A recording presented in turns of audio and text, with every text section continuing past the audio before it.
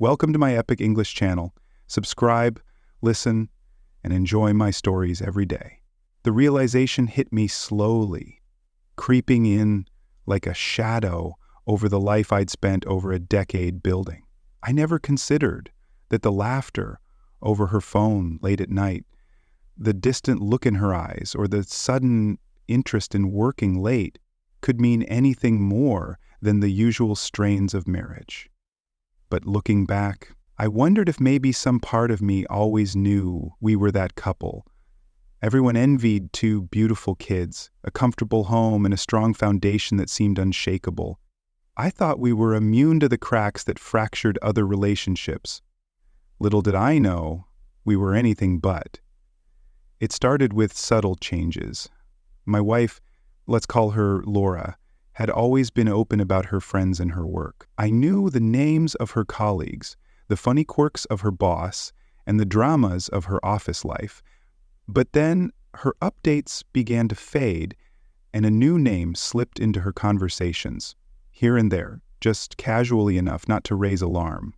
Dan from accounting, she'd say, mentioning his knack for bad jokes or his penchant for showing up late. It was innocent enough until it wasn't. One Friday night I was up late working on a report when I heard her laugh from the other room. I remember glancing at the clock, nearly midnight. She'd texted a few friends before, but there was something different about the way she laughed, something private that didn't include me. I shrugged it off, but then she kept texting, face glowing from the screen's light. When I tried to start a conversation with her, her replies were clipped. Her attention clearly focused on something or someone they lost. Another night, when she got up from the couch, her phone lit up out of pure curiosity. I glanced over. The name Dan appeared on the screen with a message that read, "Can't wait to see you Monday." It was casual, yes, but something in me flared up. Maybe it was my own insecurities, or maybe it was the fact that she'd mentioned nothing about seeing him outside work. I let it go that night, telling myself not to jump to conclusions. But things escalated and fast. Her evenings grew longer, her texts to Dan more frequent. She'd mentioned work dinners with a casualness that seemed rehearsed, almost too smooth. There was a shift in her behavior, too subtle but enough that it caught my attention. She was more distant, less interested in the little things we used to share, like our evening walks or watching our favorite shows together. Instead, she'd sit across the room, engrossed in her phone, typing away furiously with a smirk. She tried to hide. The unease was too much, so one afternoon while she was out, I finally allowed myself to do something. I never thought I would check her phone records. I hated myself for it. I'd always believed in trust in giving each other space, but I was slowly realizing that I might be the only one holding up that ideal. Scrolling through the numbers and times of her recent texts, I saw the name Dan far too frequently. Texts at all hours late into the night on weekends. Even during our supposed family time, each instance felt like a punch to the gut. But what could I do? Confront her? Accuse her based on a few innocent texts? I had no solid proof, only a gut feeling that I was desperately trying to deny. I decided to wait to watch. I figured if something was really happening, it wouldn't stay hidden for long. Over the next few weeks, I was alert, noticing every little behavior that could betray her. I'd catch her smiling at her phone, or she'd quickly swipe away a notification whenever I entered the room. Each time I'd feel that knot of suspicion tighten, but I forced myself to act casual. I knew that one false step could alert her, and then the truth would be even harder to uncover. But the breakthrough came one evening in a way I never anticipated. We'd been out to dinner, just the two of us, an attempt to rekindle some of the closeness we'd lost.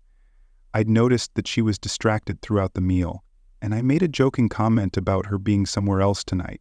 She laughed it off, but the light in her eyes seemed dim, as if she were somewhere far away. Later, on her way home, she casually mentioned a work trip planned for next week. I almost missed it the way she slipped in that detail. She'd never mentioned it before, and the way she brought it up felt off, like she was testing the waters, seeing if I'd buy it without a second thought. I kept my face neutral, pretending to listen while inside a storm was brewing. I realized then that she was lying, maybe not about everything, but enough to confirm my worst fears. As the days passed, I braced myself for what I'd find. I waited for her work trip with a mixture of dread and anger, my mind torn between hoping I was wrong and preparing for the worst. I spent the days leading up to her work trip in a fog, balancing my time between work, the kids, and the creeping paranoia that had taken root in my mind. I couldn't ignore the signs anymore. Something wasn't right, and I needed to know the truth. That weekend, while she packed her things for the trip, I watched her carefully, searching for any hint, any small detail that would betray her. She was so calm, humming a tune as she moved between the bedroom and the closet, stacking folded clothes neatly into her suitcase. I couldn't tell if it was my imagination, but it felt like she was putting on a show, like she wanted to convince me. Everything was fine. When she finally zipped up her suitcase, she glanced at me with a casual smile. "I'll be gone just for 2 nights. Don't worry, I'll be home by Tuesday evening." I nodded, feeling a tightness in my chest, a mix of anger and betrayal. I was trying hard to hide. "Have a good trip," I managed, forcing a smile that probably looked more like a grimace. I had the next steps planned while she thought I'd spend the weekend with the kids, maybe catching a game on TV after they were in bed. I was planning to take a deep dive into her world, starting with her phone records. When she left the house, the kids were out with their grandparents, giving me time to begin my search. I headed to our home office, fired up the computer, and pulled up her call logs. The texts from Dan were frequent, spanning the entire day and well into the night. A few of the timestamps showed her texting him even when we were supposed to be spending time together, watching a movie or just having dinner. Seeing the evidence in front of me hurt more than I'd expected. It wasn't just texts. She had call records too, some of them lasting for over an hour. I traced back through several months, watching as the frequency increased. My heart sank. This wasn't a fling or a passing attraction, whatever she was involved in. It had clearly become something significant, something that mattered enough for her to risk everything we built the next night. Unable to shake my suspicions, I decided to follow her. I knew the hotel she'd mentioned before leaving a small upscale place a few towns over that her company often booked. My hands were shaking as I typed the address into my GPS, telling myself I was only going to check to see if she was really there and maybe ease my mind. But part of me knew that I was already too far gone, that no amount of rationalization could change what I'd become determined to find out when I arrived. The lobby was quiet, the kind of hushed, dimly lit atmosphere that felt too intimate for a business trip. I waited in my car, heart pawing as I watched the entrance. About 30 minutes later, a cab pulled up, and there she was, stepping out with Dan. They were laughing as they walked toward the entrance, her arm linked with his.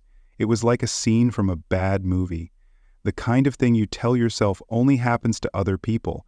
But here I was, watching my wife with another man, the reality of it slicing through me like a knife. I didn't confront her then. Instead, I sat there stunned, watching them disappear into the lobby, realizing I needed more than just a glimpse if I was going to make this right. I pulled out my phone and took a photo as they walked away. Proof I knew I'd need. The drive home was a blur. I barely registered the roads, only the pounding in my chest, the rising anger and hurt. It wasn't just the betrayal. It was the way she'd done it. The lies, the charade, all those late nights, the texts, the so-called work trips. She'd woven a web so carefully, counting on my trust, on the life we'd built, as if she thought I'd never suspect a thing. When I finally pulled into our driveway, I turned off the engine and sat there in the darkness, wondering what my next step would be for the rest of the weekend. I acted like nothing was wrong, keeping up appearances for the kids. But inside, I was a storm. When Laura came home on Tuesday evening, she walked through the door with that same casual smile, dropping her suitcase by the entryway. I watched her, knowing she was waiting for me to ask about her trip and to inquire about the conference she'd supposedly attended. Instead, I simply nodded at her, murmuring a quiet, "Welcome," back. The tension must have shown on my face because her smile faltered briefly, but she recovered quickly, buying herself with unpacking. I wanted to confront her then and there, to scream, to demand an explanation, but I knew I had to be smarter than that. There were kids to think about, a life. I wasn't ready to dismantle in a single heated confrontation. Over the next few weeks, I continued collecting evidence.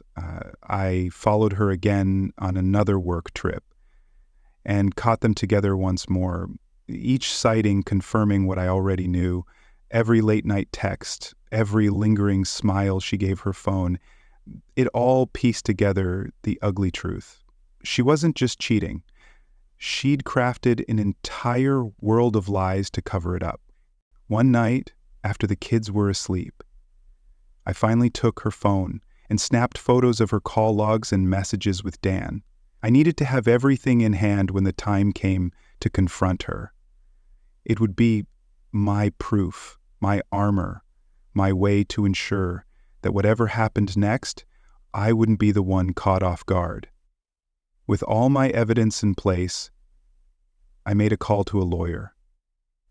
I didn't know how this confrontation would play out, but I knew one thing: I was done pretending the lies, the betrayal. They had stripped away any illusion of the marriage I thought I had. Now, it was about securing what mattered, about making sure that she couldn't just walk away and scythe after everything she'd put me through. As I hung up the phone, I looked around our home, the house we bought together, filled with memories and the laughter of our kids. I took a deep breath, feeling the weight of what I was about to do. It was time to confront Laura. It was time for her to know that I knew. And the moment came, I felt strangely calm, as if everything inside me had gone quiet. After weeks of internal chaos, sleepless nights, and countless scenarios playing out in my mind, I was left with a single purpose. I had built up to this, gathered my evidence, fortified myself against whatever words she might throw at me. I waited until the kids were at a friend's house for a sleepover, leaving the house silent, neutral, just me and her. Laura had just finished dinner, scrolling absent on her phone, when I sat across from her at the table. She looked up, and for a split second, I could see confusion flash in her eyes. She was expecting another quiet evening, maybe a movie together, some surface-level small talk. Instead, I pushed my phone across the table. The screen opened to the photo of her and Dan at the hotel. She blinked, the casual smile fading from her face, her eyes widening as she glanced down. There was a long, terrible pause. "Explain," I said, the word leaving my mouth colder and sharper than I'd intended. She looked down at the phone, then back up at me, her face pale. "What is this?" she whispered, her voice shaking slightly, an edge of desperation already creeping in. "You know exactly what it is," I replied, the calm settling deeper, anchoring me. I could feel the words I'd practiced in my mind, ready to spill out, but I stayed quiet, letting her reaction guide me. She pushed the phone back across the table, folding her arms tightly against herself. It's not what it looks like," she started, her voice barely above a whisper. The denial was laughable, and I couldn't help but let out a hollow, humorless laugh. "Really, so you weren't with Dan, you weren't staying with him at that hotel?" I leaned forward, locking eyes with her because I have other photos. Laura text call logs. "So why don't you go ahead and tell me exactly what it is? 'Cause I'd love to hear it." Her mouth opened and closed, like she was trying to find the right words to twist her way out of this. For a moment I thought she might launch into a confession, a tearful apology, the kind of response I had half expected, but instead she straightened up her face, hardening, as she looked back at me, her eyes narrowing. "So you were spying on me," she said, her voice gaining strength. "You invaded my privacy. That's low, even for you." I laughed again, incredulous low. "You're really going to accuse me of going low?" I felt a pulse of anger break through my calm Laura. I wasn't the one sneaking around. I wasn't the one lying about work trips and late nights. I wasn't the one having an affair. She flinched, a flicker of something guilt, regret flashing in her eyes, but it vanished as quickly as it appeared. She stood up, crossing her arms. "Fine," she said, her voice steady. "I admit it, yes. Dan and we've been seeing each other. But it's not like you think. Not like I think," I repeated, feeling a bitter taste rise in my mouth. "How else am I supposed to see it? You lie to me. To our family. Laura, do you have any idea what that's done to me, to us?" Her face softened slightly, a hint of remorse finally breaking through.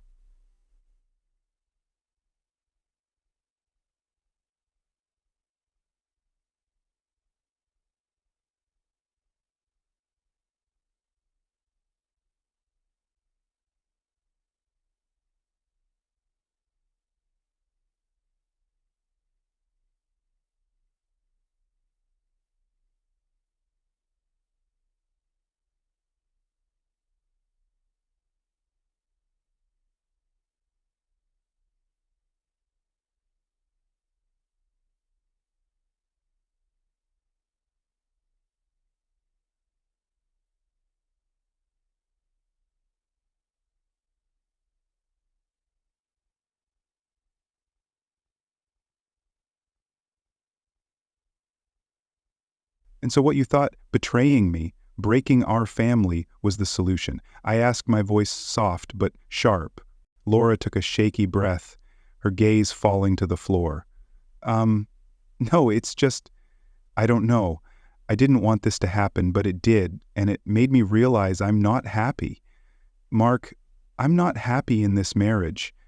I didn't mean to hurt you, but I need something different." I let the words hang in the air, feeling each one like a cold, calculated blow. For years I'd thought we'd been building a life together, creating something meaningful. Now, with a few sentences, she'd reduced it all to a question of her own unmet desires, her need for something different. "Then why didn't you just talk to me?" I asked, my voice barely a whisper. "Why did you have to destroy everything we built?" "Just because you were unhappy," she shook her head, wiping away a tear. "I don't know, maybe because I thought you wouldn't understand. You're so focused on what's practical. What's next, that I felt like I was losing myself. Dan helped me find that again." Her words stung, but not as much as her gaze when she said them. "So, what now, Laura? What's your grand plan?" I leaned back, folding my arms across my chest, feeling the wall between us grow higher and colder. She hesitated, looking away. I don't know. I didn't expect you to find out like this. I want to find a way to make it work. Maybe give us both some space. Figure out what we really want." I let out a slow breath, feeling the last shreds of the life I'd known slipping away. "Space?" I repeat it, "so you're suggesting we just keep this going?" "What? So you can keep seeing him?" "No, it's not like that," she said quickly, a defensive edge to her tone. "I just need time to figure things out. I repeated, the bitterness returning to my voice. "Laura, I've already figured it out. You broke my trust, you lied, and now you're asking me to just go along with whatever half-baked plan you come up with." She dropped her gaze, wringing her hands together. I know it sounds bad, I know, but I still care about you, about us, and I don't want to just throw everything away. Can't we try to work through this?" The words sounded hollow to me, like a script she'd rehearsed, but didn't truly believe. I stared at her, feeling the weight of years, of memories, of the life we'd shared. No, Laura, you already threw everything away the moment you chose him over us. The moment you decided I wasn't enough. Her face crumpled, and for a brief moment I felt a pang of sympathy, but it was quickly replaced by the cold reality of what she'd done. I pushed back from the table, standing up. I think we're done here, I said, my voice final. I'll take the kids tonight, and I'll call my lawyer in the morning. This is over. Laura, whatever we were, whatever we had, it's done. She reached out as if to stop me, but I took a step back. Don't, I said the word heavy, with everything I couldn't bear to say. You've made your choice. Now you'll have to live with it. I left her standing there, my heart heavy, but my mind resolute. For the first time in weeks, I felt a strange, painful clarity. The life we'd built, the love I'd thought was unbreakable, was over. And though the road ahead would be long and filled with countless questions, I knew one thing for certain. I was finally free from her lies, free to rebuild what she'd broken, and free to find my way forward without her. Months passed after I filed for divorce. Laura and I settled into a tense, silent routine as we sorted out the logistics of splitting a life we'd shared for over a decade. The house was up for sale, and we'd worked out a temporary custody schedule for the kids. Every time we crossed paths, there was an emptiness in her eyes. I couldn't ignore, but I brushed it off as guilt. She'd made her choices, and I was done trying to understand them. The kids sensed the shift. Emma had grown quiet, withdrawing into her room more than ever, and Josh, our youngest, looked at us both with worried eyes. Whenever we sat him down to explain the changes, it gutted me to see them hurt, to see them lose the family. They'd known the thought of them bouncing between homes, losing the stability Laura and I had once worked so hard to provide, broke something inside me. I tried to stay strong to hold it together for them, but I could see in their faces that they were already drifting, already adapting to a life that felt fractured and raw. I poured myself into work, staying late at the office, volunteering for projects I would have dodged before, anything to avoid the empty house, the silence that settled in every room. Now that Laura had moved out, we had agreed that she'd taken an apartment nearby, close enough for the kids to visit easily. But every time I drove by her place, and anger, I couldn't shake. I resurfaced. I would look up at her window, sometimes seeing the silhouette of her with the kids, and it made my chest feel hollow. One late night, I got a call from Emma. Her voice was shaking, barely holding back tears. "Dad, Mom hasn't been answering her phone," she whispered. "I think something's wrong. Can you come?" My heart leapt into my throat. "I'll be right there," I said, grabbing my keys and heading out the door. The drive was a blur, my mind racing with worry and confusion. When I pulled up to Laura's apartment, Emma and Josh were standing outside, looking small and terrified in the dim glow of the streetlights. Emma rushed to me as I got out of the car, her voice cracking as she clung to my jacket. "I don't know what happened," she said. She wasn't feeling well, went into her room, and she didn't come out. I tried knocking, but "Stay here," I told her, trying to keep my voice steady. I went up to Laura's apartment with Josh close behind. The silence in the place was eerie. I made my way to her bedroom, a sense of dread settling over me. As I reached for the doorknob, I found her lying there motionless, a half-empty bottle of pills beside her bed. She looked peaceful, her face free from the tension I'd seen in those last months. For a moment, it felt like she was simply asleep. But when I shook her shoulder, calling her name, she didn't respond. I felt a wave of panic, my voice breaking as I yelled her name again. But it was too late. I sank to the floor beside her, unable to process the reality of what had happened. The next hours were a nightmare. The ambulance came, paramedics confirming what I already knew but didn't want to accept. Emma and Josh clung to me, their sobs breaking the silence as they tried to make sense of something they couldn't possibly understand.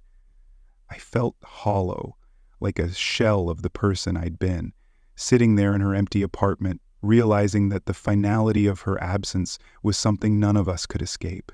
The days that followed were a haze of arrangements and explanations, of tearful phone calls to family and friends who couldn't believe what had happened. I couldn't believe it either. Despite everything, despite the betrayal and the pain, I never imagined it would end like this. Part of me had always thought that maybe over time we'd find a way to coexist, to co-parent peacefully, to rebuild some semblance of normalcy. But now that was gone, shattered by a decision I couldn't understand. In the weeks after I found myself going through her things, searching for any sign, any hint of what had led her to this, she'd seemed distant, yes, but there'd been no outward signs, no clue that she'd been struggling, to the point of giving up in a drawer by her bed. I found a small journal tucked away under a pile of old photos. Entries were sparse fragments of thoughts she'd scrawled in moments of quiet desperation. One line stuck with me, etched into my mind, as if it had been written for me to find _ I've broken everything that mattered, and I don't know how to fix it, _ I sat there, holding her journal in my hands, feeling the weight of everything we'd lost, everything that had slipped away because of choices made in moments of weakness, moments neither of us could take back. I'd been so focused on the betrayal, on the hurt, that I hadn't seen the depths of her own regret, her own sadness. She had felt trapped, lost in a life that no longer made sense to her, and in the end, that sadness had consumed her. In the months that followed, I struggled to rebuild for myself and for the kids. Every day was a reminder of what we'd once had, of the family we'd built, now fractured beyond repair. Emma and Josh became my anchors, the only constants in a world that felt foreign and cold. They looked to me for stability, for hope, and I tried my best to be the father they deserved, even as my own heart ached with a sadness I couldn't escape. There were nights I lay awake, haunted by memories of Laura, wondering if things could have been different, if I'd tried harder, if I'd seen the signs earlier. But there was no comfort in those thoughts, only a deep, aching regret for what might have been. And though life went on and the kids grew and adapted, there was always a part of me that carried that grief, a reminder of the fragile, fleeting nature of love, of trust, and of the life we'd once shared. In the end, I learned to live with the emptiness, the quiet spaces Laura had left behind, and I moved forward as best as I could, cherishing the moments I had with Emma and Josh, holding them close, knowing that life would never be the same.